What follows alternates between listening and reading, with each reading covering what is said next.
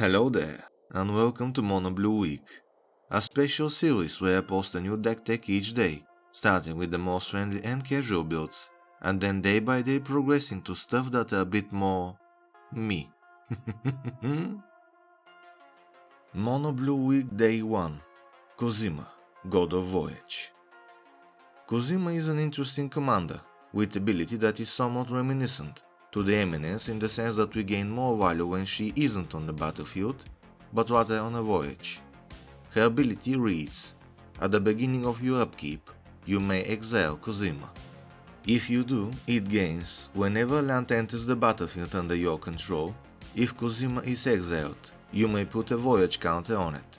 If you don't, return Cosima to the battlefield with X+1/+1 counters on it, and draw X cards, where X is the number of voyage counters on it.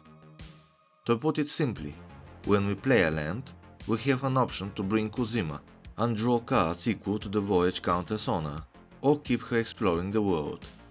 Thus the focus of the deck is to get as many lands into play by ramping or bouncing and replaying lands. That way we maximize the benefits of her card draw potential. Our commander also has a flip side, that is a vehicle, but in this build you never ever play her that way, so I won't bother to cover what it does. Starting off with the creatures, a lot of them have something to do with lands, such as the Dark Horse Dreamscape Artist, which is a fantastic ramp card, as well as Walking Atlas and Scare Tiller, which can serve a similar purpose. The Atlas has a combo potential with cards like Tide Force Elemental or Retreat to Coral Helm, which let it untap any number of times and synergize with few other cards for massive value. I would like to point out that this is a byproduct of interactions and not the main goal of the deck, who also does not run any tutors. But putting lands is just one part of the deck, as the other focuses on returning lands to hand, so that they can be replayed again and again.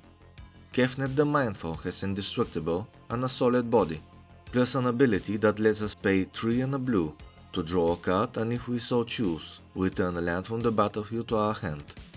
The deck also features a lot of lesser known Kamigawa cards, like Soratami Rainshaper, which lets you pay 3 mana and return a land to your hand to give creature you control Shroud.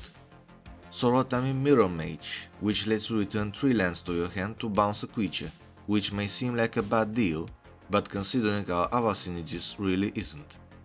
Soratami Savant on the other hand can counter any spell, unless its controller pays 3 mana, for the low cost of 3 mana and a single return land. Other Moonfolk are of course Meloku, the Clouded Mirror, who lets you make a 1/1 illusion with flying for 1 land and 1 generic mana.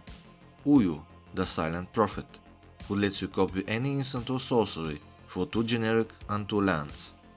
I also run 2 related Kami, Patron of the Moon, which can be cast at instant speed and at a discount if you sacrifice a Moonfolk, and which lets you pay 1 generic to put 2 lands from your hand onto the battlefield tapped, as well as Kami of the former half-human half-moonfolk wizard, Soramaru, the First to Dream, who can draw a card for 4 generic and return a land to our hand, but more importantly grows larger with our hand size. Size does matter in this deck, for I also run a few beefy boys and girls that care greatly about the number of cards in our hand. Those include Aeon Chronicler, who can draw extra cards and come down in haste, Auron God of Cosmos, who has a solid body and can possibly draw a card as well, Body of Knowledge, which lets us have no hand size limit, and if damaged can draw a massive amount of cards, Sturmgeist, can draw a card on dealing damage to a player. Sir Eleanor the Discerning draws a card on ATB and is relatively difficult to remove. Unpsychosis Crawler is a massive threat, as it is not only large, but also can end the game if it's present on the battlefield when Cosima enters and draws a whopping amount of cards.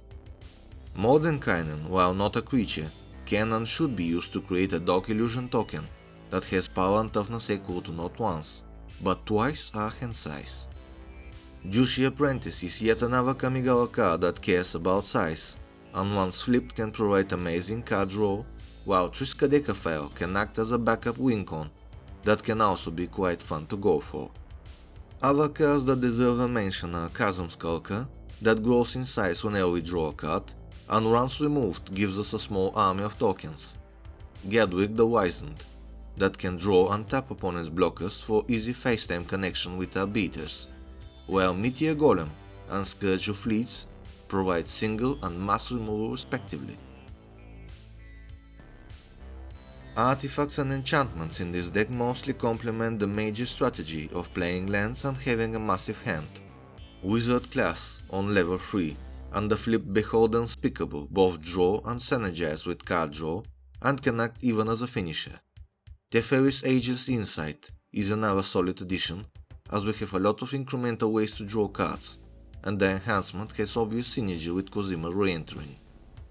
Apart from the mini combo with Walking Atlas, Retreat to Korohiam also provides pseudo-vigilance for our creatures, while at the same time being able to be used offensively, to tap opponent's crucial blockers. At the bare minimum, it also provides Scry 1. Artifacts like Wayfarer's Bauble, Tomatic Compass and Girapur Orrery ensure that we have plenty of lands to work with at different stages of the game. Realm Breaker, the Invasion Tree, is an interesting card that mills an opponent for free, and lets us steal a land card milled this way. Other cards like Seer Sundial and Blackblade Reforged capitalize on our ramp efforts by giving either more cards or massive amounts of attack power. Hand of Vecna and Imperial Plate are massive pump effects that can turn any creature into a solid beater, while Key to the City provides easy access to opponent's face. Lightning Greaves and Swiftfoot Boots on the other hand give haste and protection. Apart from the always good Spine of Ishtar, the rest of the artifacts are various forms of ramp, such as Soaring, Arcane Signet, Sky Diamond, Star Compass, as well as Sword Vessel and Decanter of Endless Water, who also give unlimited hand size. The majority of instant and sorcery cards are dedicated to interaction, such as Arcane Denial, Counterspell, Narset's Reversal, Negate, Test of Talents for counters, Capsize for single target, and Engulf the Shore, Washout, and Spectral Deluge for mass removal. Draw options include Pull from Tomorrow, Bluestand Zenith, Diviner's Portent, the duo of Flow of Knowledge and Flow of Ideas, as well as Commence the Endgame that doubles as yet another beater that cares about hand size. As expected, the land package is a bit more extensive today and notably includes quote-unquote fetches, such as Broker's Hideout, Maestro's Theatre, Obscure Storefront, the classics Evolving Wilds and Terramorphic Expanse, and there are new power-equipped editions of Escape Tunnel and Shire Terrace. Other lands that provide extra land drops are Terrain Generator, Fable Passage, and Myriad Landscape. Other utility lands include Blast Zone and Demolition Field to deal with problematic permanents, Reliquary Tower for unlimited hand size, Mystic Sanctuary for value, Tyrant Sanctum for protection, and Rogue's Passage as finisher enabler. Last but not least, the deck runs 22 islands for a total of 37 land cards. At the end, I'll mention the deck's power level, which amounts to a solid 6. This is of course according to my own cookie scale, and if you're interested you can check out the dedicated video for further details. I hope to see you tomorrow for even bigger hands and bigger creatures. As always, thank you for watching. Cheers!